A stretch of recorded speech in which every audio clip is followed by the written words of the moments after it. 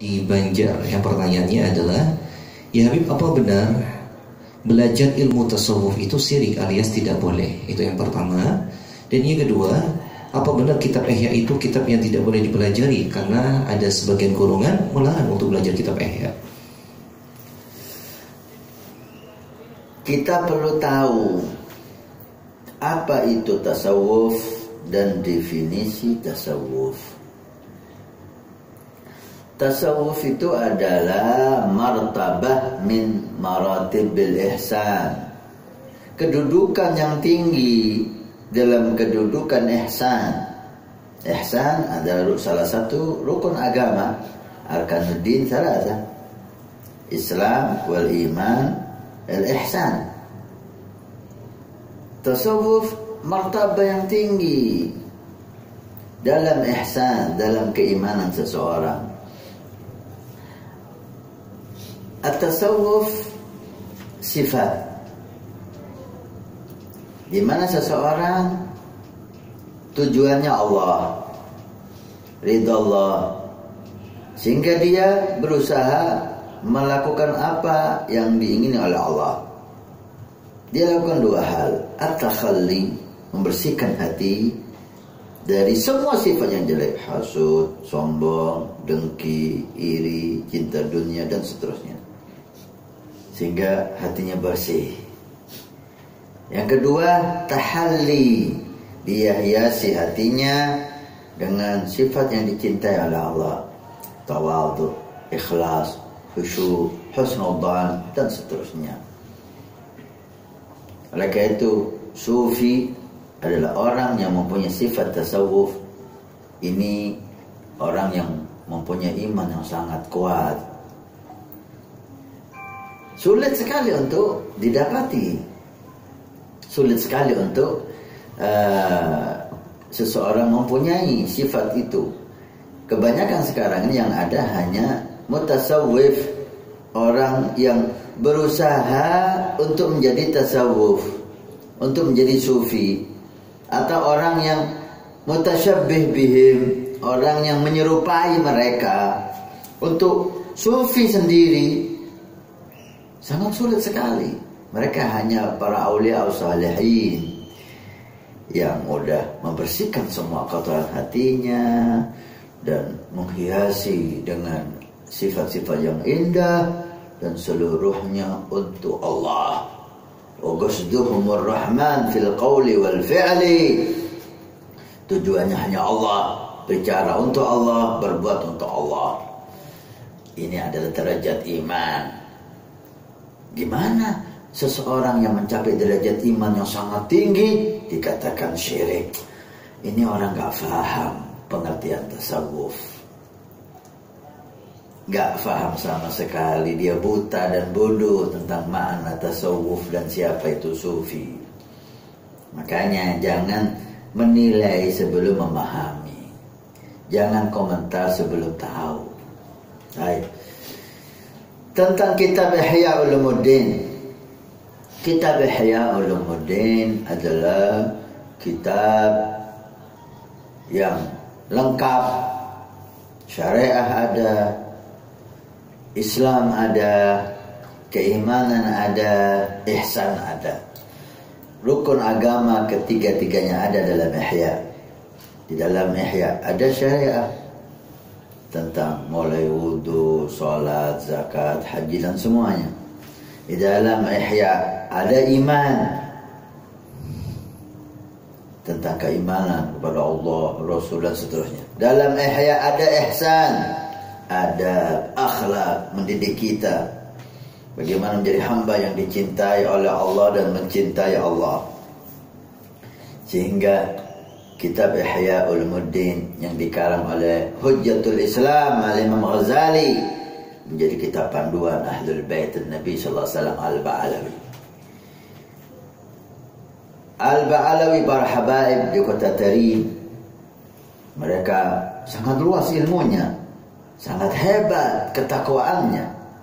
Ketika ingin membuat untuk anak cucunya dan para muhibbin kitab panduan untuk berjalan kepada Allah Subhanahu wa ta'ala,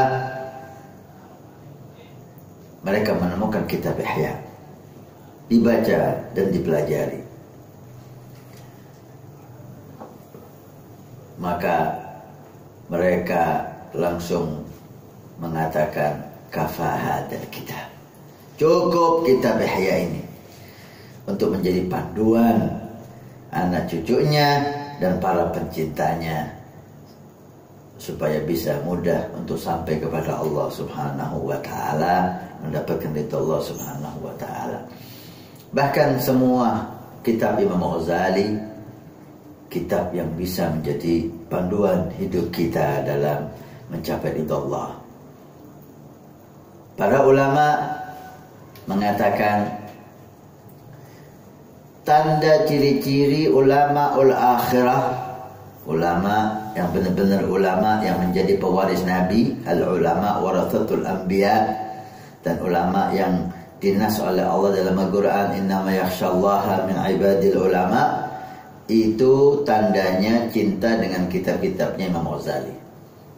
Kalau ada ulama cinta dengan kitabnya Imam Ghazali, itu memang benar-benar ulama yang perlu kita ikuti dan kita taladani. Karena kitab Imam Ghazali mendidik siapapun untuk menjadi hamba yang tawadhu, hamba yang jauh dari maksiat, hamba yang mementingkan Allah dan akhirat dan seterusnya. Tanda ulama dunia atau ulama usul membenci kitabnya Imam Ghazali. Kenapa?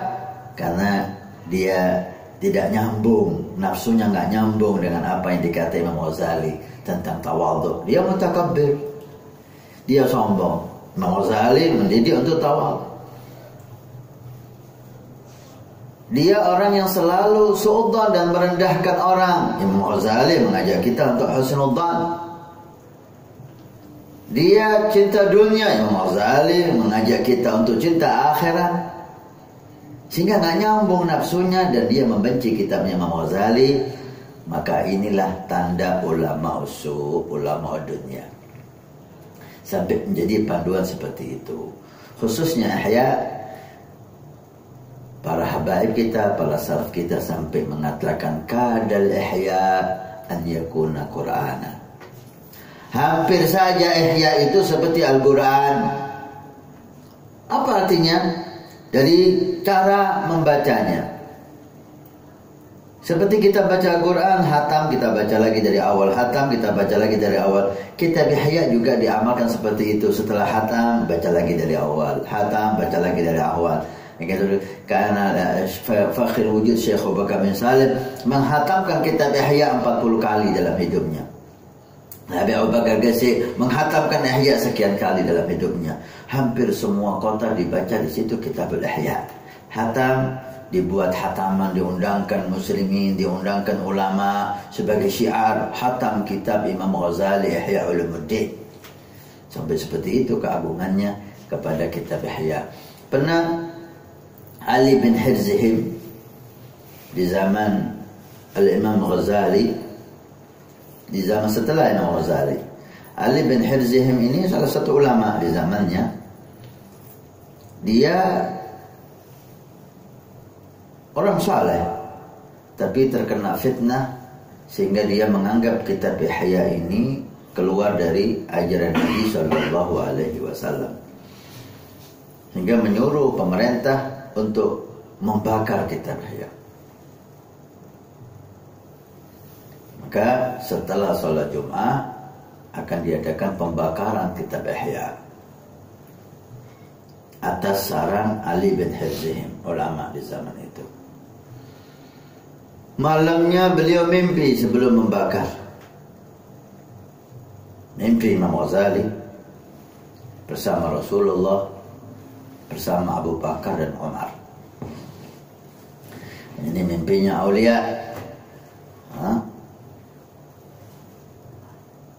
Imam Ghazali mengatakan kepada Rasul, "Ya Rasulullah, saya minta keadilan kepada orang ini, atas orang ini, karena dia menuduh kitab saya sesat dan akan membakarnya.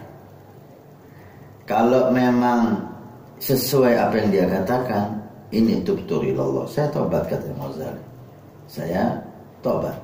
Tapi kalau ini isinya benar-benar bagus dan hasil daripada saya mentauladani engkau wahai Nabi, maka ambil tuduhan ini, ambil hukuman. Saya minta hukuman atas dia menuduh kitabku sesat, ternyata kitabku baik. Ainal ihya? Nabi dalam mimpi itu minta mana ihya? Dibuka oleh Nabi satu persatu. Nabi mengatakan hadza